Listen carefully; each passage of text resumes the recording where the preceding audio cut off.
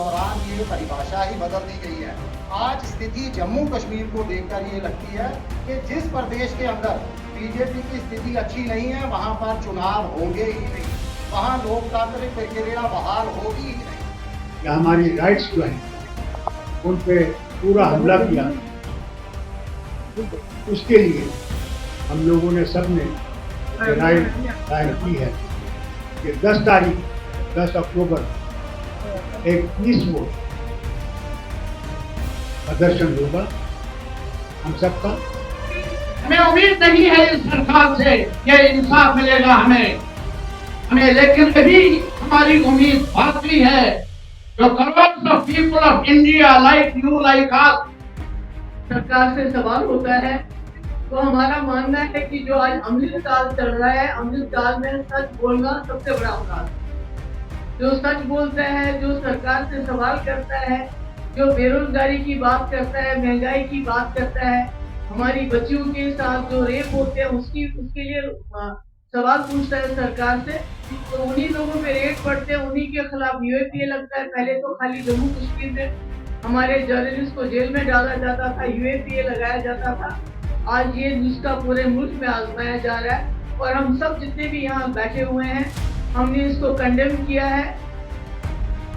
ये क्या होगा वो आप उस दिन जनता के पास क्या ऑप्शन, वो क्या करें? यदि वो देखिए, वो जनता जो करेगी वो करेगी। पूरे मुल्क को दिया है एक दिशा, उस दिशा से, उस डायरेक्शन से, उन हुकूक से जम्मू कश्मीर के एक खित्ते को इस सरकार ने डिप्राइव किया है। हम आपसे बात करेंगे। आज ये जो मीटिंग यहाँ हुई, इसमें कई पार्टी शामिल थी जिनको आपने देख लिया है।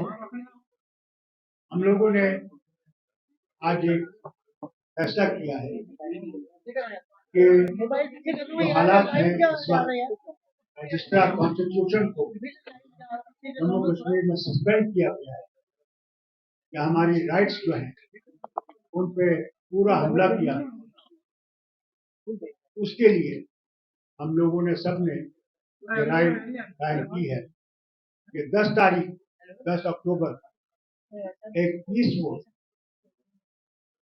प्रदर्शन होगा हम सबका, और उसके लिए हम लोग रियासत की हुकूमत के डिवीजन कमिश्नर साहब के दफ्तर में चिट्ठी भेजेंगे कि हमें इजाजत दी जाए, हम पीसफुल प्रदर्शन कर सकें, और उम्मीद है कि हमें इजाजत देंगे और वहां पे हम पीसफुल कुछ घंटे बैठेंगे। ये आज हमने ये निर्णय ले लिया। साथ साथ अगर आपने कोई सवाल पूछना है, एक बार भी पूछ लीजिए, तो ज्यादा बात। और डॉक्टर साहब माय क्वेश्चन क्या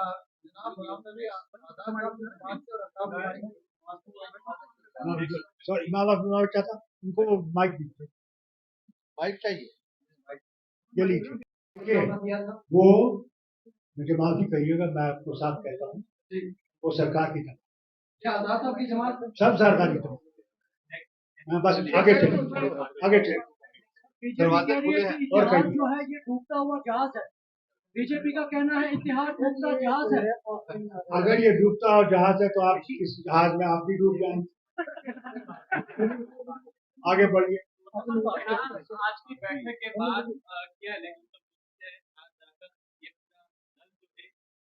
पहले हम लोग प्रदर्शन करेंगे यहाँ पे, उसके बाद दूसरा कदम जो होगा वो हम आपके सामने लाएंगे।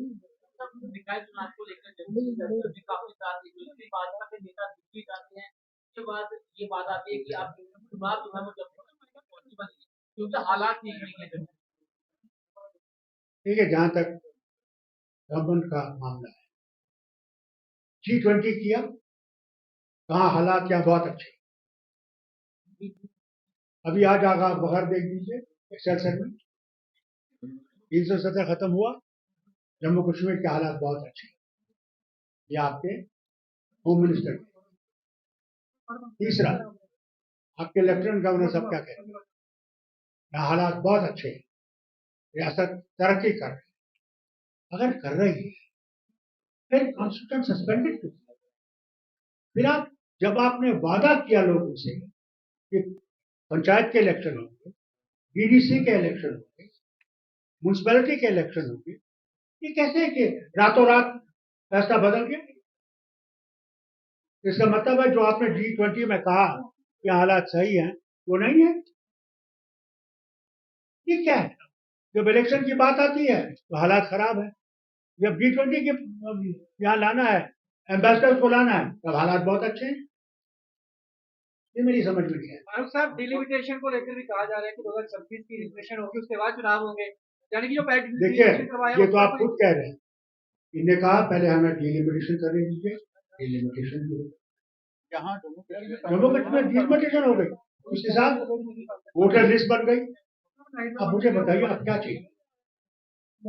जब सब कुछ इनके पास आ गया और हम इलेक्शन कमीशन के पास जब गए, उनने खुद कहा कि वैक्यूम है यहाँ पे और इस वैक्यूम के लिए इलेक्शन जरूरी है। तो अगर वैक्यूम है तो कहाँ है? ये क्या होगा वो आप उस दिन देखें। जनता के पास क्या ऑप्शन है, वो क्या करें? देखिए, वो जनता जो करेगी उनको करना। आपने कुछ जनता से नहीं कहा? जब यहाँ पे जनता ने प्रदर्शन किया, 26 सड़कें बंद कर दिए गए, कैसे छूटे वो? जब जनता एक हो गई और रातों रात उनको छोटा अपराध।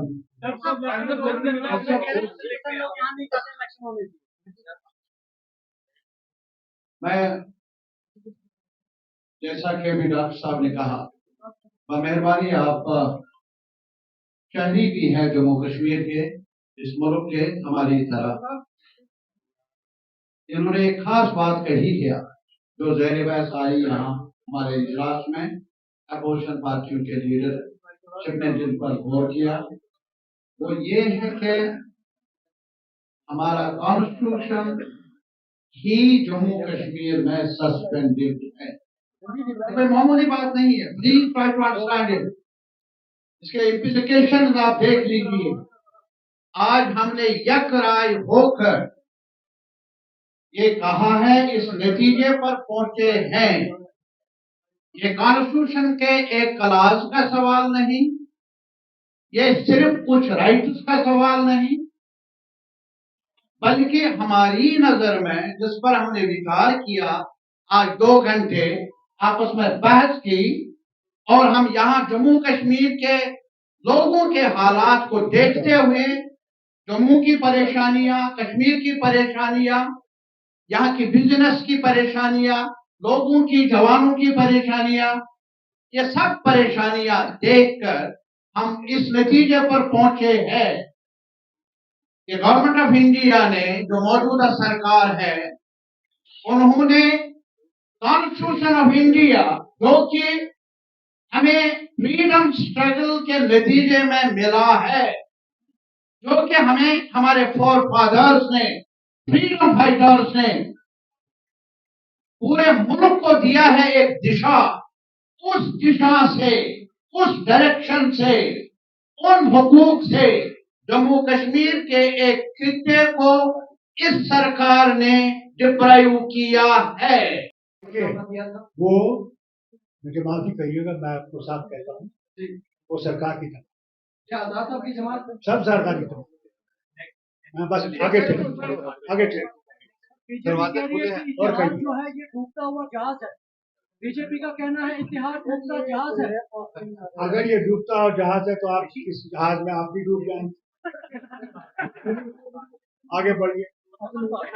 आज की बैठक के बाद क्या पहले हम लोग प्रदर्शन करेंगे यहाँ पे, उसके बाद दूसरा कदम जो होगा वो हम आपके सामने लाएंगे। निकाय चुनाव को लेकर जम्मू में काफी सारी भाजपा के नेता दिल्ली जाते हैं, उसके बाद ये बात आती है कि आप चुनाव जो है वो जम्मू पहुंची बनी, क्योंकि हालात ठीक नहीं है जम्मू। ठीक है, जहां तक गवर्नमेंट का मामला है, G20 किया, कहाँ हालात यहाँ बहुत अच्छे। अभी आज आगा बगैर देख दीजिए, एक्सेल सेगमेंट 317 खत्म हुआ, जम्मू कश्मीर के हालात बहुत अच्छे। ये आपके होम मिनिस्टर। तीसरा, आपके लेफ्टिनेंट गवर्नर सब क्या कहते हैं? यहाँ हालात बहुत अच्छे हैं, रियासत तरक्की कर रही है।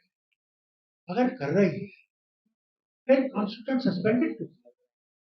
फिर आप जब आपने वादा किया लोगों से कि पंचायत के इलेक्शन होंगे, डीडीसी के इलेक्शन होंगे, म्यूनसिपैलिटी के इलेक्शन होंगे, ये कैसे है कि रातों रात फैसला बदल गया? इसका मतलब है जो आपने G20 में कहा कि हालात सही हैं, वो नहीं है। ये क्या है? जब इलेक्शन की बात आती है तो हालात खराब है, जब G20 के यहाँ लाना है, एम्बेसडर को लाना है, तब हालात बहुत अच्छे हैं। ये मेरी समझ में नहीं है। फारूक साहब, डिलिमिटेशन को लेकर भी कहा जा रहा है कि 2026 की रिजर्वेशन होगी, उसके बाद चुनाव होंगे, यानी कि जो पहले देखिए, डिलिमिटेशन करवाया ये तो आप खुद कह रहे हैं। इन्हें कहा पहले हमें डिलिमिटेशन करने दीजिए, डिलिमिटेशन भी हो गई। जम्मू कश्मीर में डिलिमिटेशन हो गई, उसके साथ वोटर लिस्ट बन गई। अब मुझे बताइए आप क्या चाहिए? जब सब कुछ इनके पास आ गया और हम इलेक्शन कमीशन के पास जब गए, उनने खुद कहा कि वैक्यूम है यहाँ पे और इस वैक्यूम के लिए इलेक्शन जरूरी है। डॉक्टर अगर वैक्यूम है तो कहाँ? जो आज न्यूज क्लिप पे रेट बढ़े हैं उनको बंद किया है, तो वो भी यहाँ डिस्कस हुआ, जिक्र हुआ उसका, तो हम उसको कंडेम करते हैं। सब लोग जो बहुत कम ऐसे मीडिया आउटलेट्स बचे हैं जहाँ सरकार से सवाल होता है, तो हमारा मानना है कि जो आज अमृतकाल चल रहा है, अमृतकाल में सच बोलना सबसे बड़ा अपराध है।